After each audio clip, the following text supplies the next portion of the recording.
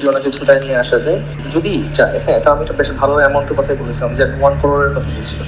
আওয়ামী লীগের সাবেক এক সংসদ সদস্যের জামিন হবে, বিনিময়ে দিতে হবে 1 কোটি টাকা, অগ্রিম লাগবে 10 লাখ।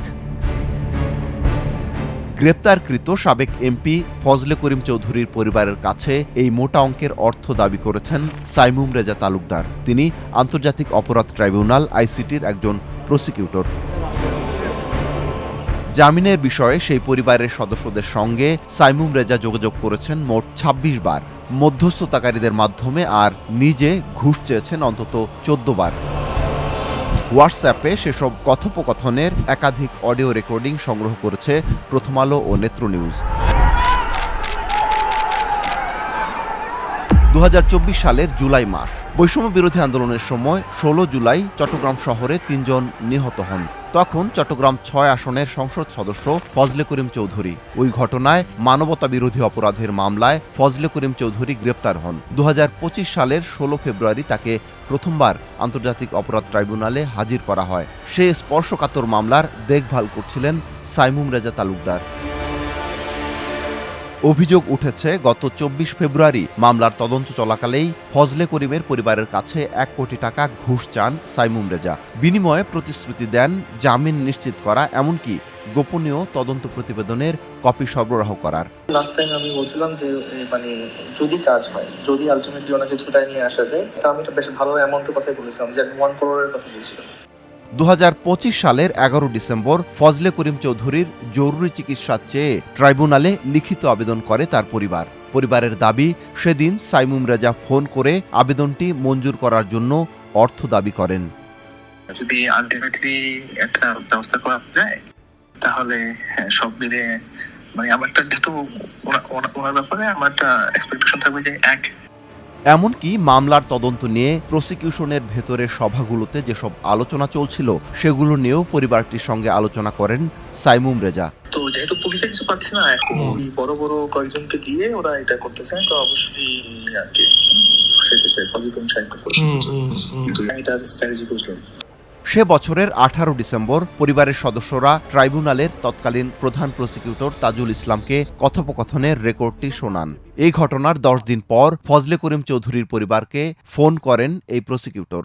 প্রসিকিউটর বলতেছে আমার কাছে অডিও আছে, এই আছে সেই আছে, আমি একটু অবাক হচ্ছি। ঠিক আছে, তো হয়তো ব্লাফও দিয়েছে, হয়তো এটাই হতে পারে। এরপর ফজলে করিম চৌধুরীর মামলা থেকে সাইমুম রেজাকে সরিয়ে দেওয়া হয়, যদিও তিনি ট্রাইব্যুনালের প্রসিকিউটর হিসেবে কর্মরত রয়ে যান।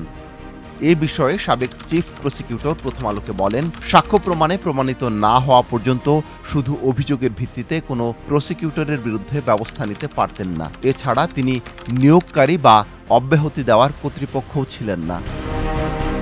জাতীয় সংসদ নির্বাচনের পর নতুন চিফ প্রসিকিউটর হিসেবে নিয়োগ পান বিএনপিপন্থী হিসেবে পরিচিত আইনজীবী আমিনুল ইসলাম।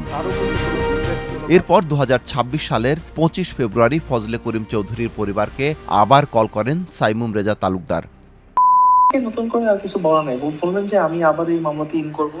এই কয়েকদিন ইচ্ছে করে সরেছিলাম, হ্যাঁ, যেহেতু আমার বিরুদ্ধে একটা অ্যালিগেশন দেওয়া হয়েছিল নতুন চিফ প্রসিকিউটরকে, এবং উনি বেশ রিজনেবল, আমি যেটা বুঝলাম আজকে আমার সাথে কথা বলে। হ্যাঁ, আমার দিক থেকে ইয়া থাকবে যে যাতে এই কেসটা নিয়ে আর ঝামেলা না করে এই লোকটাকে অ্যাটলিস্ট আর কিছু না হোক বেলটা অন্তত যেন দিয়ে দেয়। এসব বলার পর আবার টাকার প্রসঙ্গে ফিরে যান Saimum Reza Talukdar. If they agree তাহলে কিছু পার্ট পেমেন্ট এখন ইনিশিয়ালি হতে পারে। এখন যদি সবচেয়ে বেস্ট হয় যদি আমাকে একটু একটা অ্যাডভান্স যদি কিছু একটা থাকে, 10 লাখের মতো যদি অ্যাডভান্স দেওয়া যায় খুব ভালো হয়। ট্রাইব্যুনালের নতুন নেতৃত্বে তার প্রভাব বাড়বে বলে উল্লেখ করেন। এর ২ দিন পর অর্থাৎ গত ২৬ ফেব্রুয়ারি সাইমুম রেজা তালুকদার আবার ফোন করে ফজলে করিম চৌধুরীর পক্ষে তদবির করার প্রতিশ্রুতি দেন। তখন ফজলে করিম চৌধুরীর পরিবারের সদস্যরা কিভাবে টাকা পৌঁছে দেবেন সেটা জানতে চাওয়া হয়। ওই তো মানে রেগুলার কোর্টে যখন আসবে তখন এই হাই হ্যালো টাইপের এত সাসপিশন অ্যারেস্ট করবে। ২৬ ফেব্রুয়ারি বিকেলেই কয়েকটি কথোপকথনের রেকর্ডিং নতুন আইনমন্ত্রী মোহাম্মদ আসাদুজ্জামানের কাছে পাঠায় পরিবারটি। পরে ফজলে করিম চৌধুরীর পরিবারকে সাইমুম রেজা তালুকদার জানান মন্ত্রী তাকে গ্রেপ্তারের হুমকি দিয়েছেন। বর্তমান প্রধান প্রসিকিউটর আমিনুল ইসলামের দাবি তিনি এ ঘটনার বিষয়ে অবগত নন। এমন প্রেক্ষিতে ৯ মার্চ সাইমুম রেজা তালুকদার প্রসিকিউটরের পদ থেকে ইস্তফা দেন। সাইমুম রেজা তালুকদারের সঙ্গে যোগাযোগ করা হলে তিনি বলেন অভিযোগটি সত্য নয়। তার দাবি যদি জামিন পাইয়ে দিতে চাইতেন তবে কোনো একক প্রসিকিউটরের পক্ষে তা সম্ভব নয়, কারণ সবকিছু প্রধান প্রসিকিউটরের মাধ্যমে সম্পন্ন হয়। এটি একটি দলগত কাজ। এ বিষয়ে জানতে যোগাযোগ করা হলে আইনমন্ত্রী মোহাম্মদ আসাদুজ্জামান কোনো মন্তব্য করেননি।